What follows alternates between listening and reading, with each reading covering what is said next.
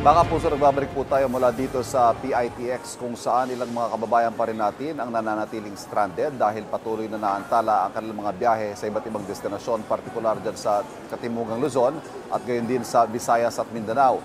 Yun po, may mga biyahe ng Visayas at Mindanao, yung ilan sa kanila nananatili na rito mula pa noong October 22. So ikatlong araw na po nila dito sa terminal dahil naantala nga po ang kanilang mga biyahe. At hanggang sa ngayon, wala pang linaw kung kailan magre-resume o magpapatuloy ang mga biyahe dahil nakadepende po yan kung kailan may iaangat o malilift yung mga public storm warning signal kung saan pwede nang muling makapagbiyahe ang mga roro na kanilang sasakyan patungo sa kanilang mga destinasyon. Tiniyak naman ng PITX na mananatili ang kanilang serbisyo, libreng hapunan para sa mga pasaherong nananatili dito. Yan pong nakikita ninyo ngayon, ang mga kapuso natin, kanya-kanyang hanap na lamang sila ng maupuan at mahigaan habang nagpapalipas ang oras at naghihintay na makapagpatuloy na sa kanilang mga biyahe.